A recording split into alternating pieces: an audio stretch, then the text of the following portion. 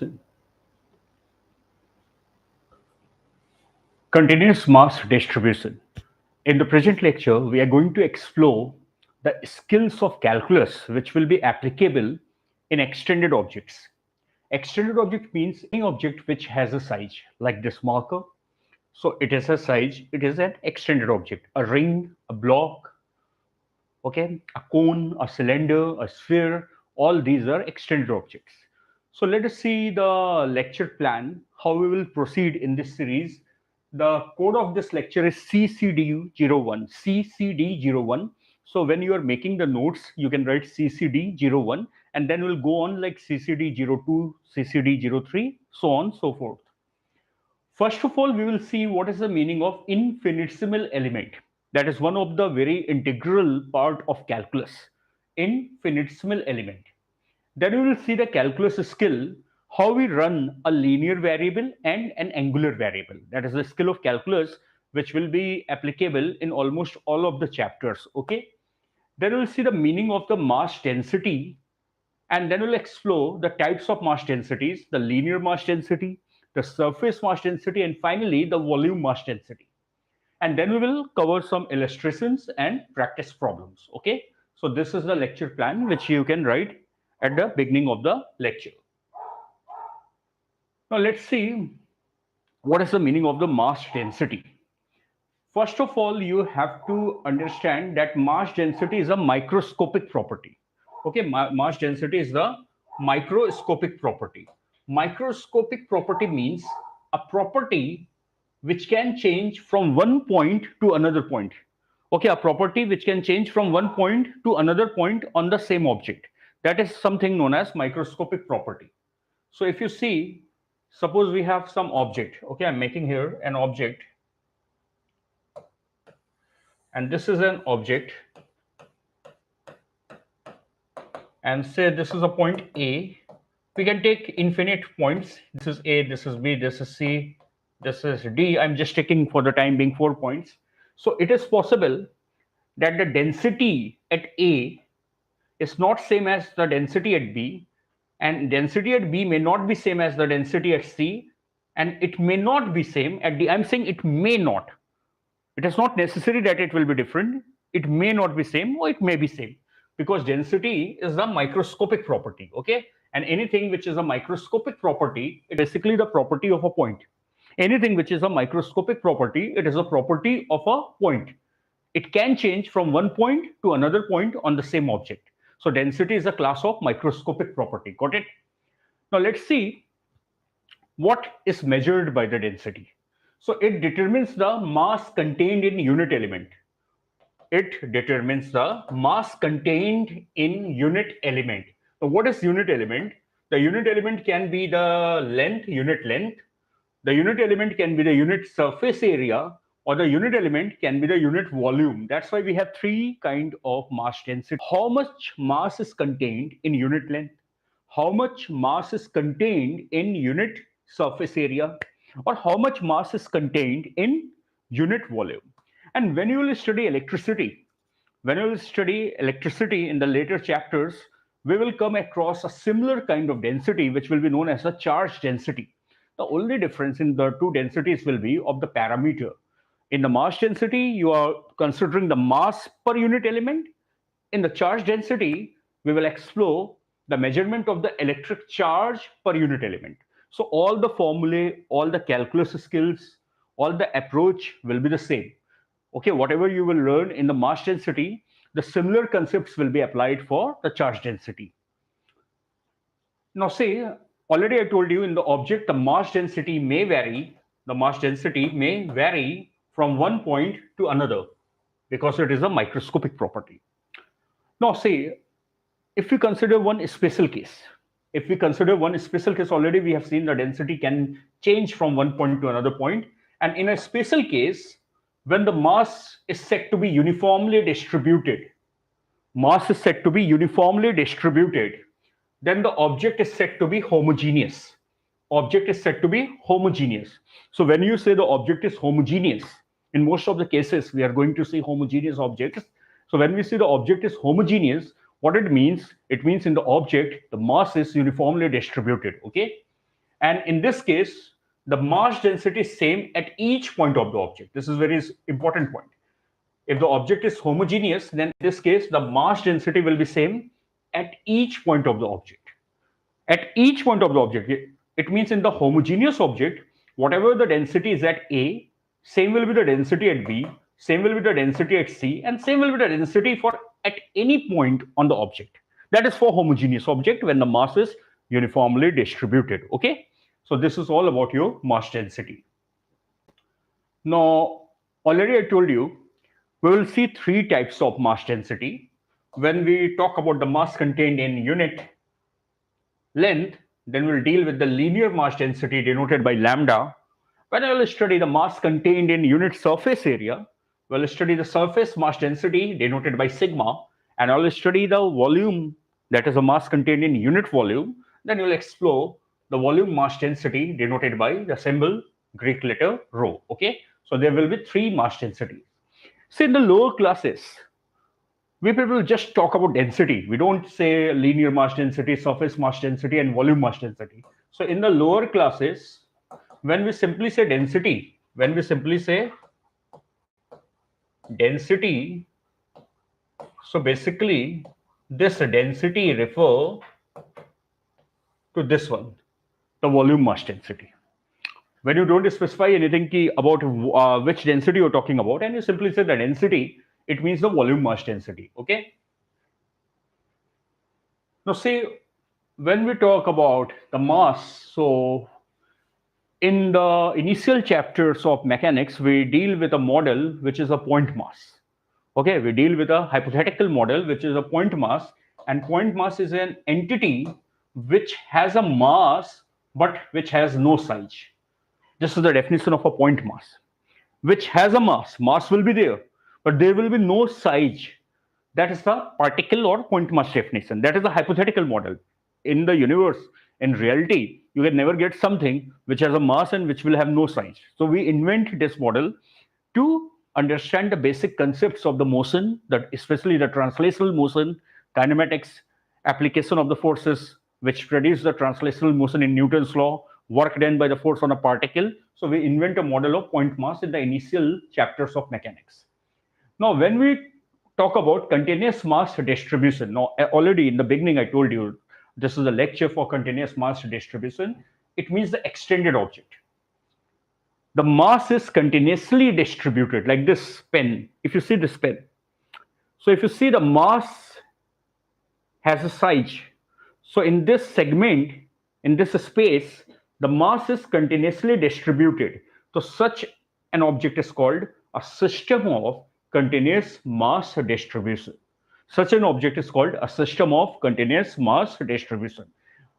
If you see anywhere around yourself in the room where you're sitting right now, if you see anywhere around yourself, you'll see everything. You will see a cup of coffee, you'll see the table, you'll see the chair, you'll see the television, the laptop, the cell phone. All these things are continuous mass distribution because they have certain size. They cannot be treated as point particles. They cannot be treated as point masses. Okay. Now, when we talk about continuous mass distribution in the simple language, you can say the extended objects, objects with size, then any continuous mass distribution can be treated as a number of infinitesimal elements. This is a very important point. You can decompose the extended object. You can split the extended object. You can break the extended object into a number of infinitesimal elements arranged in continuous manner. Okay. So basically, when you're talking about this marker, so you can say basically this is an extended object, right? So this is a continuous mass distribution. Okay.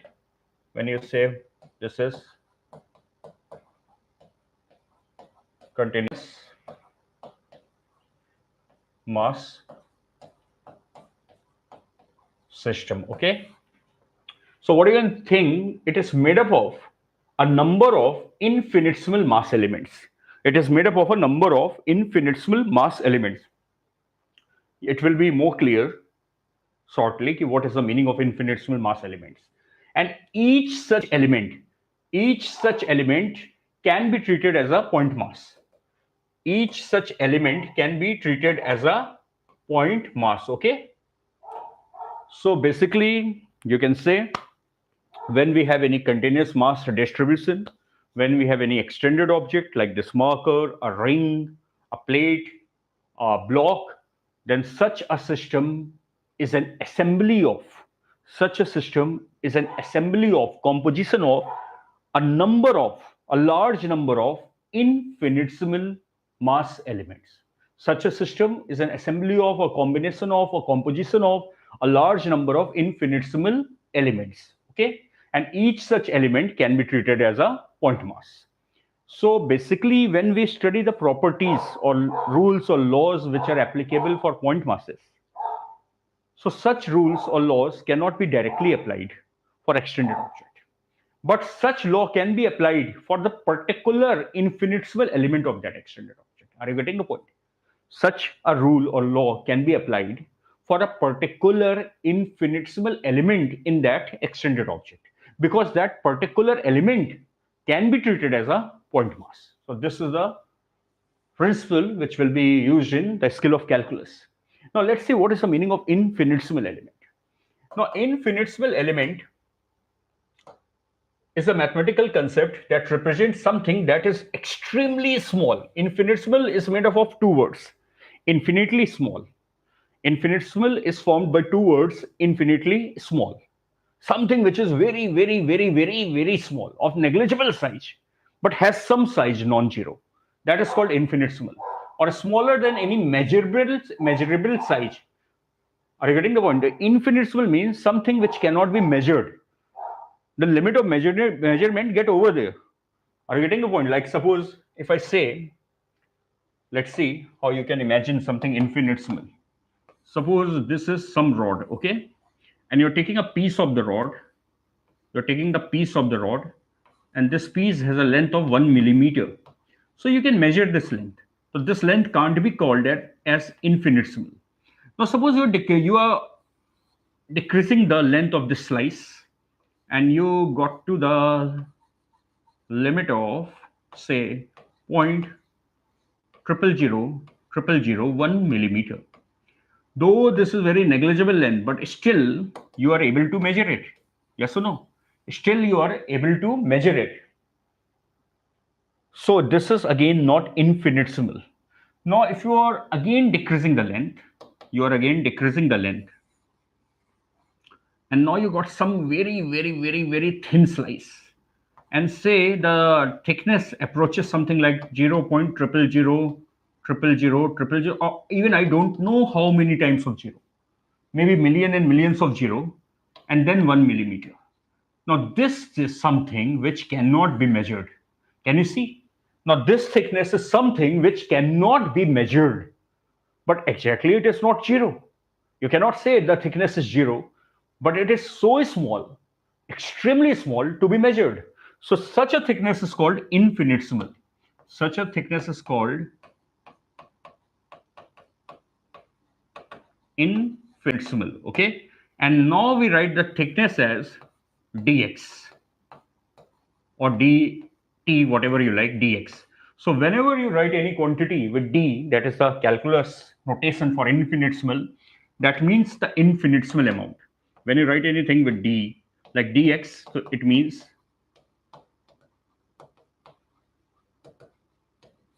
infinitesimal amount of x. dt, infinitesimal amount of t. dA, suppose you're taking some area, infinitesimal amount of area, capital A. So whenever you write a notation d, it denotes infinitesimal. Okay, whenever you write the notation d, dx, dt, dA, dv, it means a very, very extremely small change. And when you write delta, so it means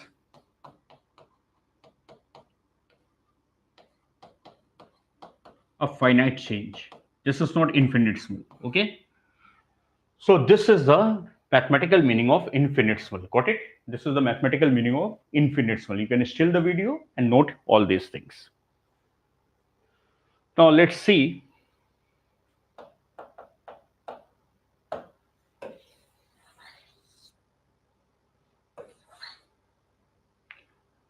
Consider rod of length L. Okay, suppose we have a rod. We have some rod. Okay.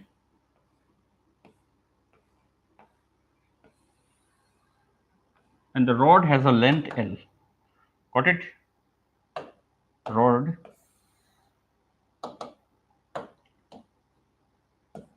has a length L.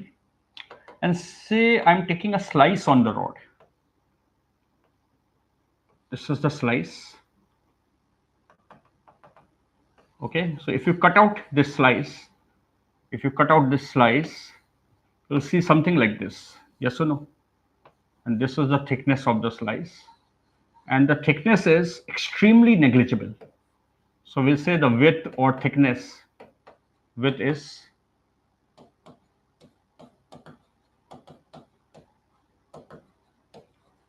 infinitesimal. So the width will be written like dx.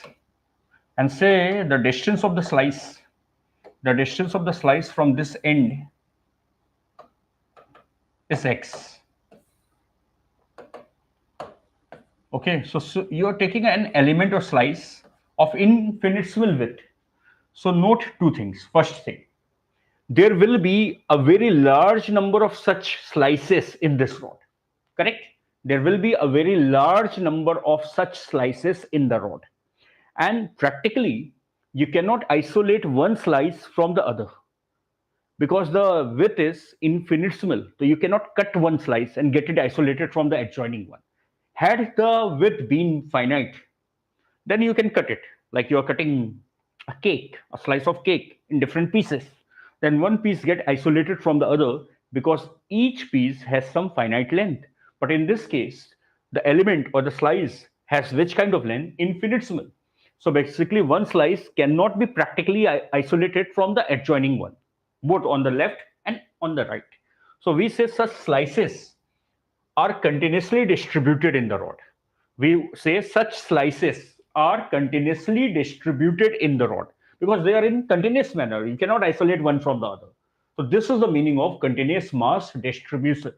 This is the meaning of continuous mass distribution, which you have studied in the first point, that any extended object can be treated as the composition of a large number of infinitesimal elements. So this is what you can visualize. What is the meaning of that line? So this is an infinitesimal element. The slice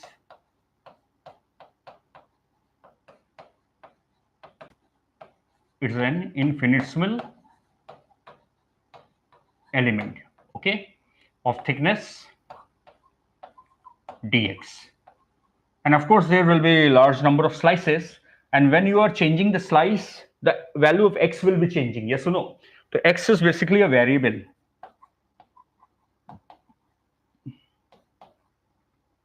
X is basically a variable which is telling you the distance of the slice from the left end of the rod. L is not a variable, L is a constant. L is the length of the rod, which is a constant. Okay, so this is the meaning of infinitesimal element. Got it? Okay, now let's move ahead. Now let's see the first skill of calculus for infinitesimal element, running a linear variable. And remember one thing, when you will study calculus in mathematics, that calculus will be different from the application point of view.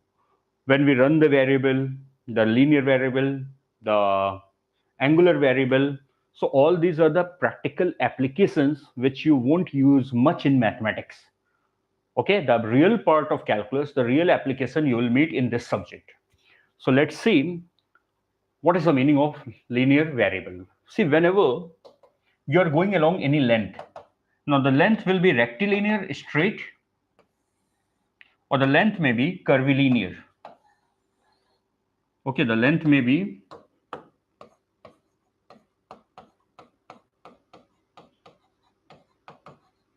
rectilinear, or you can say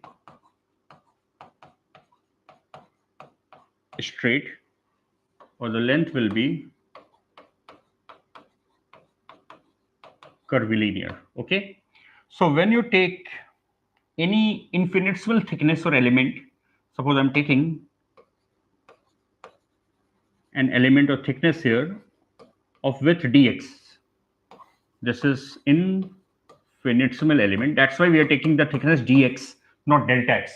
Right now, we have seen when you are taking infinitesimal thickness, it will be denoted by d. So you will define its identity from some point. Suppose this is, you're taking this as the reference point and you're writing x. So you're telling this element has a distance of x from this end. So this is the linear variable. This is the linear variable. This is how we run the linear variable. Each element will have some different x, right? Because if I say how many such elements will be there in this line, say this is a rod, for just to illustrate, say this is a rod of length L. So if I say how many elements will be there in this length, so you'll say there will be a very large number of such elements, and each element will have different x. So x is basically a variable which will be changing with each element. X is a variable changing for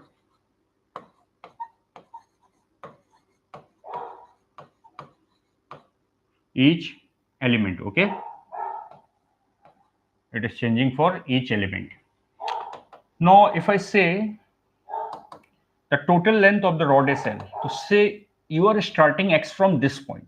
So basically we won't write, but we assume that this is the origin of x. It means the element taken here will have value of 0, will have x as 0. And you're running x on the right side, it means this side is positive x.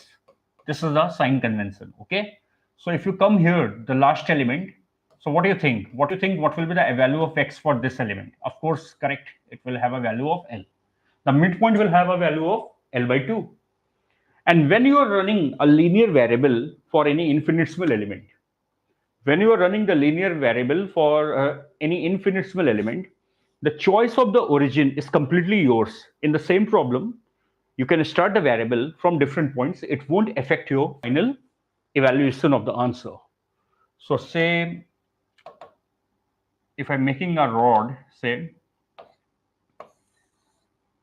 and say the rod has a length L, and this is the midpoint of the rod. Okay, this is the midpoint of the rod. And you have taken an element, a slice of infinitesimal length, an infinitesimal element of dx, and you are running a variable x. Always remember this will be in agreement. If you are writing it L, it will be dl. If you're writing it x, it will be dx. If you're writing it s, it will be ds. Okay, so the running variable is x and the thickness is dx. So now see, in this problem you are running x from the midpoint of the rod. In this problem, in this application, you are running x from the midpoint of the rod. So the midpoint will be assumed as the origin of x. You won't write x is equal to 0. The calculus notation is that it will be assumed that from where you are running x will be considered as the 0 value of x. So for this element, when you will take the element at this point, when you take such infinitesimal element at this point, it will have a value of x as 0, correct? And since you are running x towards the right side, so it will take the element at the end of the rod. This will have a value of x as what do you think? L by 2, correct? Because from the origin you are coming down a distance L by 2, and when you're taking the first element on the rod, this will have the value of x. What do you think? Guess what? It will be value of minus L by 2, correct? Because it is again at a distance of L by 2, but on the negative side of the origin, so it will have the x coordinate minus L by 2. So say both are the same problems. Can you see? Both problems are same. The only difference is you are changing the starting point of the running variable. In the first illustration, you are starting x from the left end of the rod. So the limit of x will be from 0 to L. For the whole rod in first illustration, the limit of x will be from 0 to L. In the second illustration, you are taking the midpoint as the origin of x. You are running x from the midpoint.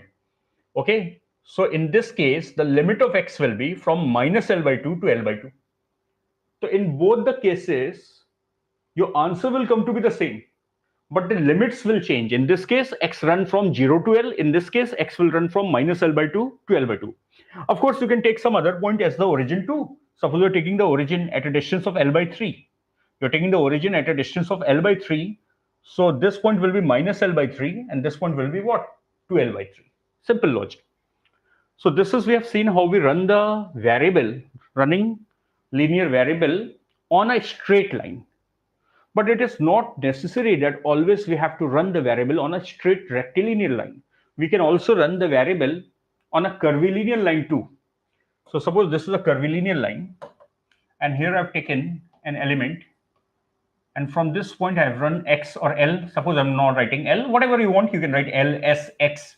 But remember, if you're writing this as L, this element will be denoted in width as what? DL. This will be denoted as DL, correct? Now this point, this element will have a, and of course L is what? Variable. Like in that case, X was variable, changing for each element. In this case, L is the variable which will be changing for each element. Now for this point, the starting point L will be 0.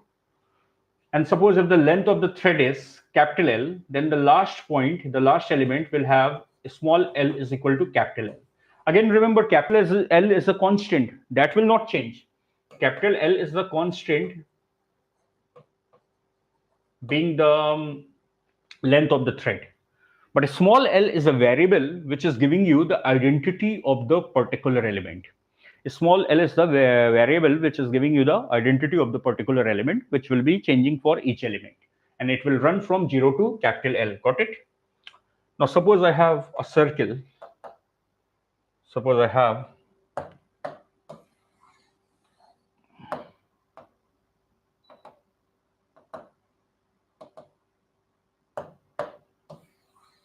have a circle, okay, of radius r. And I've taken this element, a ring is there, say, a ring or loop, and I have taken a variable small l from this point. And if I'm taking this length as a small l, so what do you think? How I will denote the width of this element? Of course, dl. We'll denote the width as dl, this element. This is the infinitesimal element. Now, for each element, L will be changing, correct? For each element, L will be changing. And for the first element at this point, L will be 0, right? Because here you're starting the running variable. And this side, L will go positive. So when you come the diametrically opposite point, and if you take some element here, if you take some element at this point, so what do you think? What will be the value of L, small l for this point? So L will denote the distance traveled along the length. L is a variable which is giving you the identity of the element, correct? L or X or whatever, it is giving you the identity of this element. So from this point, how much distance you have traveled? So you have traveled half of the circumference. So the distance will be pi r, correct?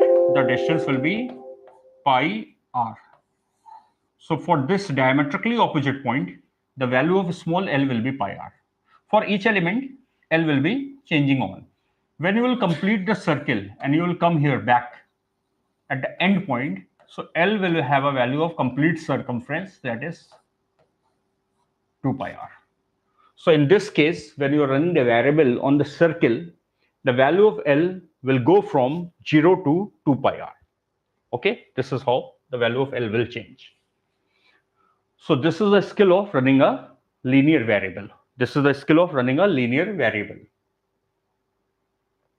Now we will see another skill of running an angular variable. Right now we have seen how to run the linear variable. Now we'll see how we will run the angular variable.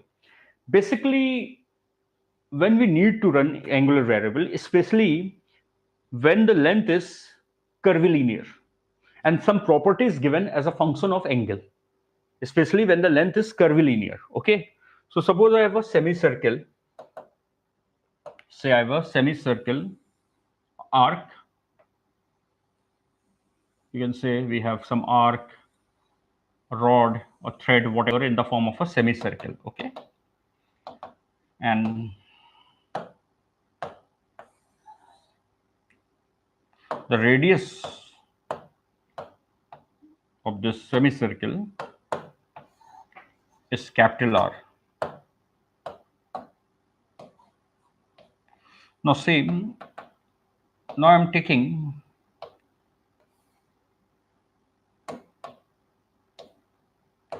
an element like this. See, I'm taking an element.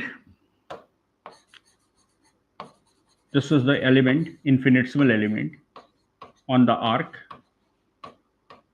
and the linear variable I'm running from this point. The linear variable I'm running from this point L, and the linear width, of course, I'll write dl. Right now we have seen this scale. Okay, so this is the linear identity. This is the linear identity of this element, and you're running L from this point.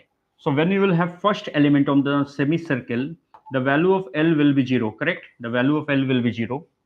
When you will come halfway up, when you are coming halfway up at this point, the value of L, now this length is pi r, and this will be half length.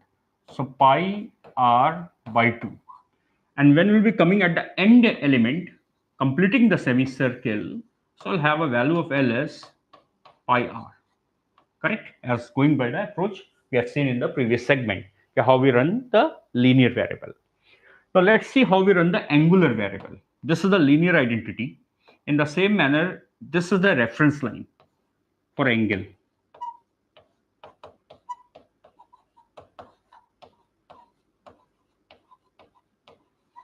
Okay, so this angle I have denoted theta, and this is the angular width which I have denoted d theta.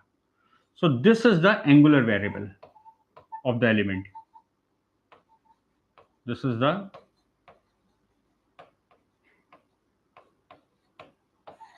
angular variable of the element. Now for each element, there will be a large number of such elements on the arc, correct? And all the elements will be continuously connected. You cannot isolate one element from the two adjoining ones that we have seen before. So for each element, L and theta will be changing, correct?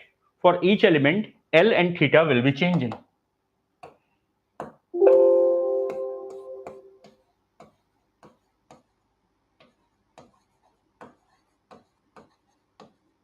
For each element, L and theta will be changing, correct? Now see, like where we start L, so that point is considered as the origin of L. In the same way, from which line you are making angle theta, from which line you are making angle theta, that reference line is taken as the zero value of theta. Like in this case, you are making theta from this line. So for this element, the angular position theta will be 0. And you are taking theta in this direction, anti-clockwise. So this will go as the positive value of theta. And downward, we will have negative value of theta. So when you come halfway at this point, what do you think? This element will have which value of theta? What do you think from this line to this line? What is the angle covered? So of course, we'll say 90 degree. So in radian, it will be pi by 2. 90 degree, that is pi by 2. And well, when you will come to the last element, what do you think, what will be the value of theta? So from this reference line, when you are coming at this point, the value of theta will be pi. Correct? The value of theta will be pi. So this is how we run the angular variable. As we have seen in running the linear variable, the choice of origin is completely yours. So same thing is for the angular variable. When you are running the angular variable, the choice of the reference line, that is the zero value of theta, is completely yours. You can take any reference line. Like see, in the same problem, I'm going a little bit differently. So I have the same physical situation. We have a ring of radius r. Now what I'm doing, I'm taking this as the reference line. Okay, this as the reference line, and this I'm taking the element. I'm making a highly magnified figure. The width is infinitesimal. So, but just for the sake of visualization, we're making a magnified figure. So, this I'm taking as the origin of the linear variable. So, this I'm writing L, correct? This I'm writing L, and this I'm writing DL. So, this is all about your linear variable, correct? Now, I'm taking this as the reference line for angle. This I'm taking as the reference line for angle. So, theta will have a zero value for this element. When you take the top element, it will have theta as 0. And I'm making theta on the right side. And this angular width, how I will denote d theta, like linear width is dl corresponding to the running variable L.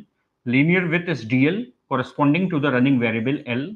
Angular width is d theta corresponding to the angular variable theta. Okay, angular width is d theta corresponding to the angle theta. Now, what do you think when you will come at the last element, at this element? Think for 10 seconds yourself. What will be the value of theta at this point? What will be the value of theta at this point? So this is the reference line. And how you can say that this is the reference line? Because you're starting the angle theta from this vertical line. So this will have 0 theta.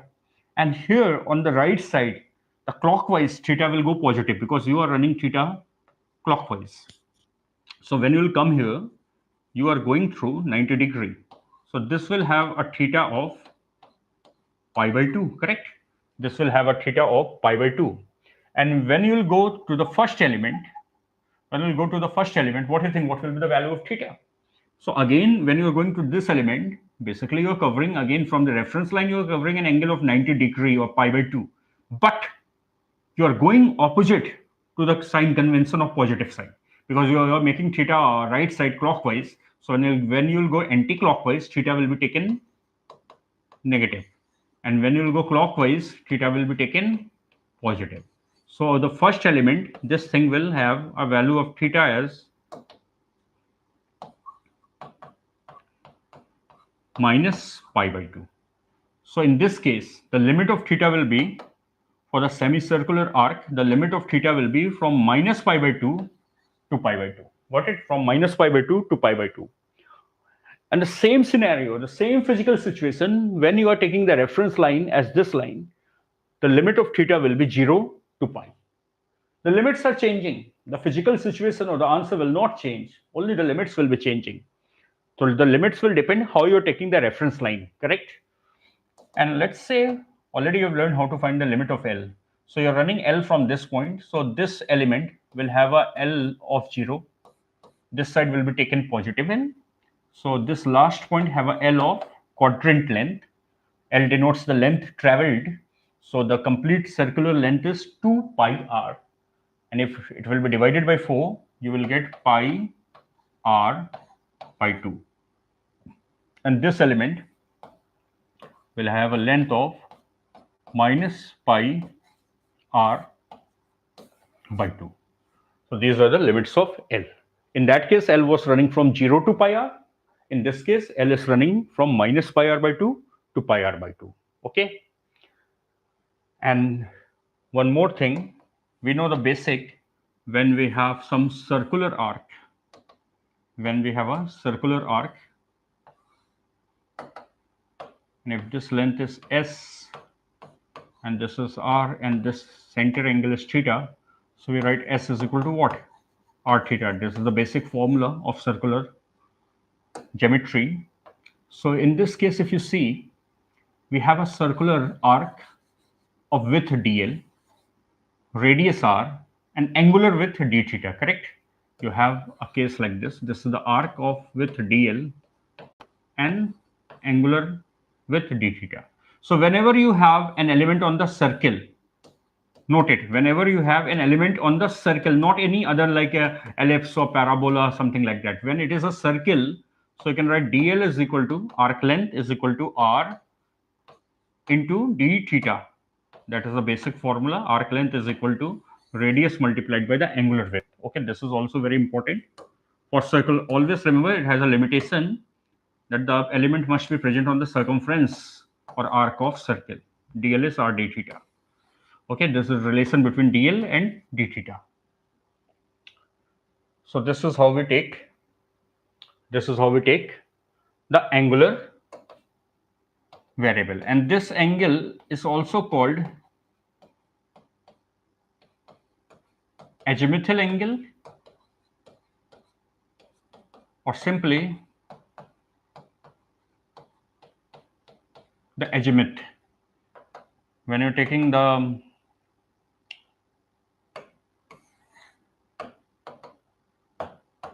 angular variable, suppose this is the reference line, okay, and this is some point P or element on the circumference of the circle, and this is your reference line.